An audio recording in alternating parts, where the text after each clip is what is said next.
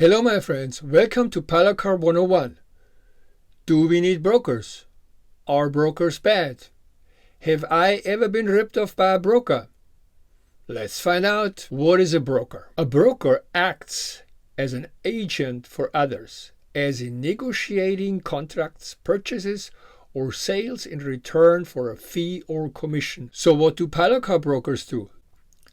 They are the intermediary between the trucking company and the pilot car driver, and they provide work for the pilot car driver. However, what makes a pilot car broker different from a regular broker is that there is no contract involved and no liability from the broker. For example, a freight broker has to have a bond as an insurance to cover for any error or omission on the part of the freight broker. None of these things apply to a pilot car broker. A pilot car broker is simply a job finder for the pilot car driver. And believe it or not, the IRS has a tax deduction option called finder's commission to cover that subject. Let's look at the pilot car driver more closely. A pilot car broker's reputation depends on the quality of work of the pilot car driver.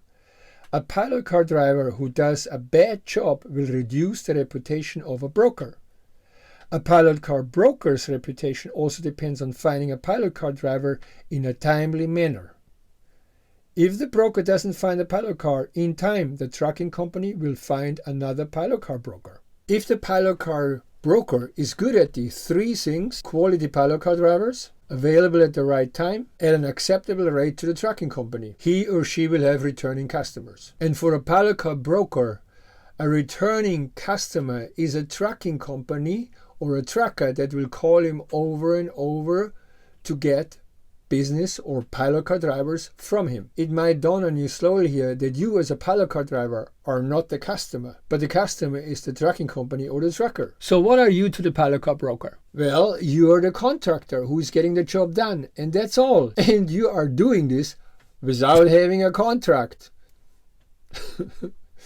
I know, it sounds crazy, but that's the way it is. If you have been at this business, you will notice that a pilot car broker rarely calls you to get you onto a load. Well, yes, some of them do, but it's not the majority. They simply put their request on a load board like Load Cover or pilotcarloads.com and wait for the calls to come in, and they then pick the one with the best rate. Even trucking companies do that.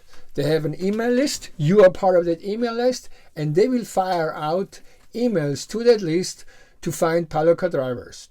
Basically, they do the same thing. They wait for the calls from the pilot car driver to come into them. However, here is the big exception. If you have worked yourself up the chain to a reputation, you will get brokers to call you. This is especially the case when a trucking company is asking specifically for your name. Then you will get calls. It's kind of the sweet spot. It most often happens to high-pole car drivers and steermen. Both have a special skill, and the trucking company wants to have someone they can trust. So now we come to the million-dollar question. Have I ever been ripped off by a pilot car broker? And the answer to the question is no. I have never been ripped off by a pilot car broker. However, I have been ripped off once by a carrier, believe it or not. And I lost in that one $2,500. Needless to say, that carrier has entirely vanished from market. And actually, the owner is subject to criminal charges right now. The name of that trucking company, by the way, is I Know How to Truck. Well, I tell you one thing, they don't know how to truck at all. Now I'm going to let you in on a secret. This is a secret on how to avoid those late payers or no payers. And that is a Facebook group. And the Facebook group is called High, Wide, Heavy. You must make yourself part of this group. It is an excellent group for any pilot car driver. Once you have applied and been accepted, click on the tab called Guides, and you will find a host of subjects that are all very important to you. Go to the guide number 3, Low Pay or Slow Pay Companies, and there you will find the pilot car brokers and carrier that you should not work for. This list is highly accurate. If you don't do business with those that are on this list, you will be fine. Believe me, you will be fine. The pilot car business is a very well-paying business. There is no question about that. But if you don't know how to navigate the business side of things, you can get into troubles. Now, here are a few tips from me on how to stay out of troubles. As I said earlier, you are a contractor without a contract. And that in itself is a scary proposition. Therefore, the following is very important. During the phone call with a broker or a carrier, make sure you establish the following. The rate for the following items: miles, overnight hotel, daily rate. If less than 250 miles are driven, a daily rate is paid. No-go rate. That is when the load is not moving on any given day. And you have to make sure it is understood that when there is a no-go, the hotel has to be paid as well. Payment details. How will you be paid? ACH, check in the mail, Zelle, PayPal, etc. And when will the money arrive? And more on that last part later, as it is very important.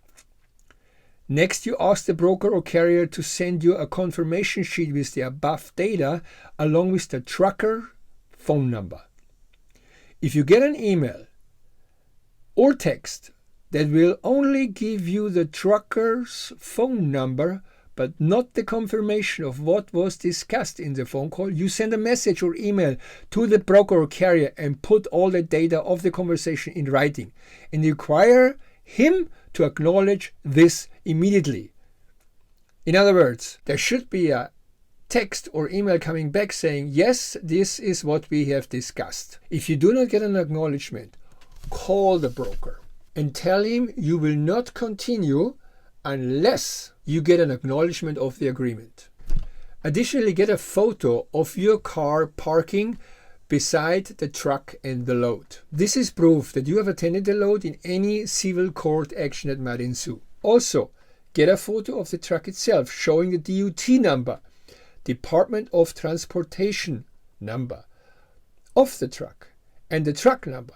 Again, this is evidence. Now listen to me, the following is very, very important regarding the payment details. Do not accept any payment agreement that is more than 30 days out in the future. Do not accept anyone saying, I'll pay you when the carrier pays me. The payment must be done after 30 days. If the broker cannot cover the cost of a late paying carrier, he is not trustable. Don't do business with him. Do not do this. As I said in the beginning of the video, the carrier is the customer of the broker.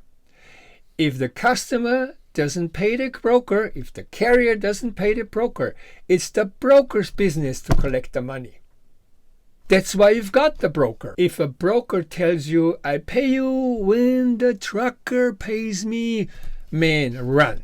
Run. This guy is a con man. If you follow these tips, you will be fine. And in a future video, I will go over the actions you can take if someone is paying you late. In other words, there are specific actions you can take to collect money. And collecting money is in itself a technology that you should know. I have written an article on the contents of this video that I have pinned in the comment section as the first comment.